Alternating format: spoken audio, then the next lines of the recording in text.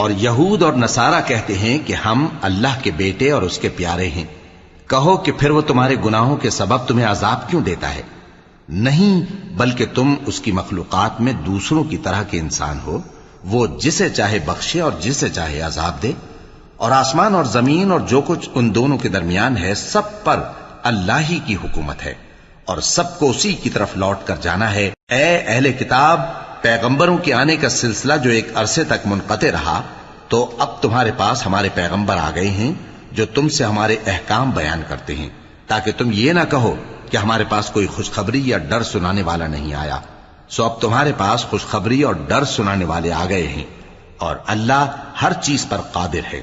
اور جب موسیٰ نے اپنی قوم سے کہا کہ بھائیو، تم پر اللہ نے جو احسان کیے ہیں ان کو یاد کرو، کہ اس نے تم میں پیغمبر پیدا کیے اور تمہیں بادشاہ بنایا اور تم کو اتنا کچھ عنایت کیا کہ اہل عالم میں سے کسی کو نہیں دیا۔